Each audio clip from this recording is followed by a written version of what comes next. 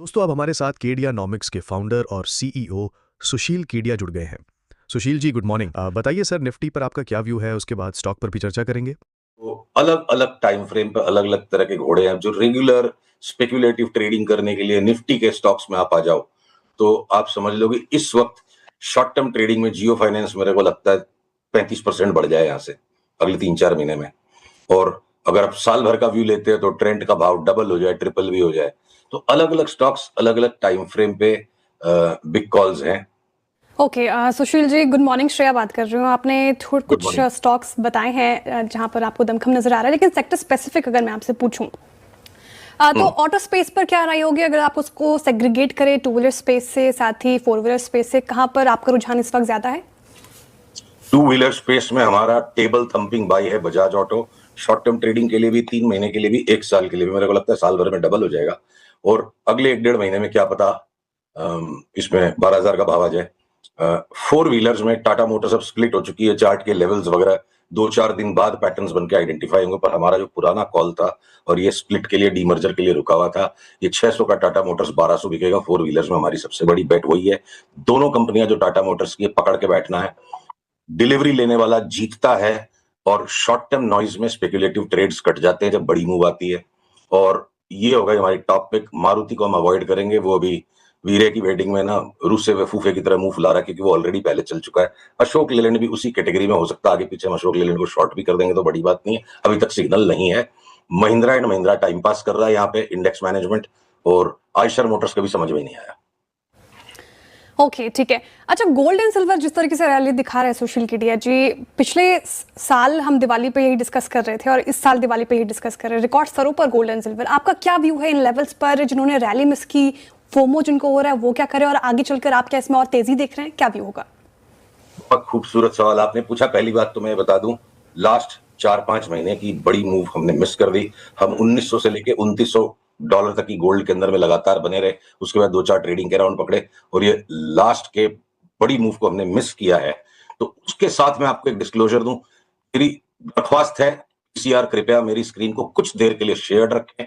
कल मैंने रात को वर्ल्ड की top 20 market cap wise top 20 gold and silver mining companies की चार्ट्स को डीपली स्टडी किया। जब ये छूट गया, दिल जल रहा है, मन खराब है, बाकी दुनिया कमा रही है, हम क्या करें? तो बोला भाई इतना ही गोल्ड ले लो कि जाके गोल्ड माइनिंग कंपनियां खरीद लो पूरी। तो अगर गोल्ड की यूफोरिया में चार्ट आज पकड़ में नहीं आ रही है, आप ये देखो स्क्रीन पे, न्यूमॉन्ट कॉर्पोरेशन वर्ल्ड की लार्जेस्ट गोल्ड माइनिंग कंपनी, हमारा कॉल अगले 2 साल में इसका भाव $90 से $15 हो जाएगा कैश।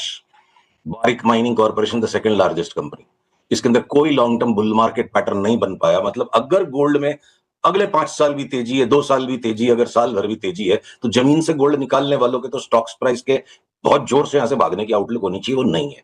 तो जैसा कि 40 साल में होता आया, गोल्ड सिल्वर बड़ा स्पाइक देते हैं हर 5-7 साल में और उसके बाद उनमें उतना ही मोटा कोलैप्स भी आता है। उस कोलैप्स का पूरा खतरा बना हुआ है, वो ट्रिगर अभी तक नहीं आया। हो सकता है हम और 15 दिन रॉन्ग हो जाएंगे, हो सकता है दिवाली के 7 दिन बाद आए, पर जो छूट गया सो छूट गया। दिल को तसल्ली दीजिए। 35% गोल्ड में नहीं कमाया हमने, स्टॉक्स में 70-80-90% कमा लिया, पैसे ने ज्यादा ही कमाया। आपको मैं फटाफट दिखाऊं, बारिक गोल्ड के बाद Agnico, Wheaton, Precious, Franco Nevada, Gold Fields Limited, किसी के अंदर में भी long term bull market pattern नहीं है, सब में रैलिंग पैटर्न है। तो गोल्ड अगर छूट भी गया और 5% छूट जाएगा तो दिल जला के कोई फायदा नहीं है। शॉर्ट करना तो टोटल मूर्खता होगी, पर इस जगह पे दिल जला के जम के कोई गोल्ड खरीद ले तो वो भी कोई कमती मूर्खता नहीं होगी। गोल्ड जिसके पास है वो मजे करे, अपना ट्रेलिंग स्टॉप लॉस लगा के रखे, और जिनके पास नहीं हो स्टॉक मार्केट में काम करे। बिल्कुल। चलिए तो कुछ और स्टॉक्स की बात करते हैं। लार्ज कैप आईटी के नंबर्स आ गए, दो के आ गए, दो के अभी आने हैं, टीसीएस और एचसीएल टेक के आ गए। अब आज टेक महिंद्रा के आ जाएंगे और उसके बाद ऑब्वियसली इन्फोसिस पर सबकी नजर रहेगी। ये चार्ट कुछ कह रहे हैं आपको, जिस तरीके से इतना पैसा गंवाया पिछले 1 साल में लार्ज कैप आईटी में लोगों ने? देखिए, एचसीएल टेक और महिंद्रा पिछले 2 महीने से मेंटेन कर रहे हैं कि ये अरबी घोड़े हैं, और एचसीएल टेक की जो मूवमेंट अब आ चुकी है, एचसीएल टेक की जो मूवमेंट अभी तक बॉटम से आ चुकी है, ये अरबी घोड़ा साबित होना शुरू हो गया है। एचसीएल टेक ने 1360 से अब ये मूव बना दी 1525 की। बढ़िया रिजल्ट्स को देख के, बढ़िया बातों को देख करके लोग लेने के लिए दौड़ रहे हैं। आज रेड कैंडल छपना शुरू हो गया, माइल्ड करेक्शन ये देगा, पर इस भाव से भी 1500 से भी 2200 का, 2400 का भाव अगर इसका हो जाए, कोई साल भर का व्यू ले, या टेक महिंद्रा भी यहां से डबल हो जाए इस भाव से, क्योंकि टेक महिंद्रा अभी तक चला नहीं है। पहला पड़ाव हम 1700 का देखते हैं, बट अंतोगत्वा इवेंचुअली 2800 तक की चाल हम देखते हैं। तो ये जो लार्ज कैप से थोड़े से छोटे वाले दो अरबी घोड़े हो गए। टीसीएस पे जो कंप्लीट कंसेंसस था स्टोरी ओवर, टीसीएस अपना फाइनल लॉन्ग टर्म बॉटम दे दिया। हमने शिष्टाचार हेतु अभी सिर्फ 20% की लो से ट्रेडिंग की बाउंस का कॉल दिया है, और ये आने वाले समय में हो सकता है कि जो ये भाव कुछ दिन पहले आ गए, ये भाव अगले 2 साल न लौटे और टीसीएस भी अगले साल 2 साल में बहुत बड़े बड़े हाई बना दे। विप्रो की चार्ट थोड़ी डावाडोल है, एंट्री पॉइंट हम खोज रहे हैं, अभी भी पिक्चर पूरा क्लियर नहीं हुआ है, बेचने का मतलब नहीं है। और इन्फोसिस में भी एक हम्बल बम्प अप फिलहाल के लिए आएगा। मंदी खत्म है सारे आईटी स्टॉक्स में। कोई वो कोफोर्ज और इस तरह की बहुत extremely high operating leverage companies में कोई कभी अचानक कांड आ गया, वो अलग बात है। ब्रॉडली जब आईटी किसी को लेना नहीं है, कोई ले रहा है तभी तो बाकी सबका माल बिका है, तो ये आईटी का बॉटम हो चुका है। आईटी का बॉटम हो चुका है। मीनवाइल मार्केट नीचे आ रहा है इस समय। निफ्टी देखिए एक हाई से स्लिप होकर 25,275 300 के रेजिस्टेंस जोन को हिट करके उसके बाद नीचे आता हुआ, और अब 25,164 के करीब इस समय निफ्टी। सुशील जी, ये निफ्टी कब तक तंग करेगी यहाँ पर इन लेवल्स के आसपास?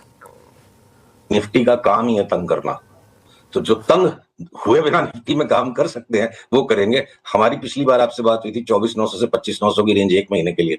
अब हम उसको चेंज करके 24,900 की जगह 25,200 से 25,900 की रेंज अपनी चार्ट पे मार्क कर चुके हैं। बाकी की जो रेंजेस है अगले 2 महीने के लिए 26,900 ऊपर में, अगले 3 से 4 महीने में 27,800। तो अब 25,100 पकड़ लो आप 25,200 की जगह। और बैंक निफ्टी के अंदर जो मैंने आपको पिछली बार 60,000 बोला और वो विस्मय लगा, जबकि मैं बैंक निफ्टी से अक्सर निराश रहता हूं क्योंकि उनकी चार्ट्स बड़ी कठिन है बैंकों की, आसान चार्ट नहीं है। अगर पीसीआर या स्क्रीन पे मेरी चार्ट को दिखा सकते हैं, तो अब हमने बैंक निफ्टी का अंतोगत्वा टारगेट जनवरी करीब करीब पकड़ लो आप, जनवरी तक 64,000 का टारगेट हम पकड़ रहे हैं। एक्सिस बैंक, कोटक बैंक, अब इंडसइंड बैंक ने भी पार्टी ज्वाइन कर ली। एचडीएफसी बैंक थोड़े से सॉफ्ट रिजल्ट्स के बावजूद आईसीआईसीआई बैंक से बेटर परफॉर्म अभी तक कर रहा है। आईसीआईसीआई बैंक यहाँ से 15-17% बढ़ जाएगा। Canara, PNB, bank of Baroda doubt के गड़बड़ के पैटर्न में भी ये गड़गड़ करते हुए आगे सब 20-25% बढ़ जाएंगे। तो सारी की सारी बैंकें फायर कर रही हैं, और स्मॉलर बैंक्स के अंदर में भी वो सीएसबी बैंक और ये छोटे वाले बैंकों में डबल 1.5 टाइम्स के पैटर्न्स बन रहे हैं। आईडीएफसी फर्स्ट बैंक हमारा बिग बोल्ड कॉल है। तो निफ्टी पे मैं बिल्कुल भी चिंतित नहीं हूं अनुज। और देखिए थोड़ा थोड़ा घट के बढ़ के काम होगा, तो रोज मेरे लिए भी काम रहेगा, आपके पास भी काम रहेगा। अच्छा, एक आपका बहुत शानदार कॉल था आरबीएल बैंक 140 पे, आपने कहा था कि 500 से पहले नहीं बेचेंगे हम। अब वो आज 300 तो हो गया कि 500 की चाल अभी भी इंटैक्ट है। और नेक्स्ट आरबीएल बैंक कौन सा है? नेक्स्ट आरबीएल बैंक अपनी बात हो चुकी है। आरबीएल बैंक टाइप की, देखो आरबीएल बैंक में परसेंटेज मूव ज्यादा बड़ा है, और आरबीएल बैंक टाइप की जिस बैंक को बिल्कुल अंडर एस्टिमेट कर दिया, अंडर रेट कर दिया, रेगुलेटरी कंसर्न्स लोगों को कुछ कुछ कहीं कहीं विस्पर होती है, सीईओ चेंज हो सकता है, ऐसी गॉसिप होती है, सारी चीजें प्राइस में बिल्ट इन है। आईडीएफसी बैंक को शांति से लेकर बैठ जाए, रोज की ट्रेडिंग करने लायक स्टॉक्स नहीं है, साल भर बाद 3 गुना भाव मिल जाएगा, ऐसा हमारे को चार्ट पे लगता है।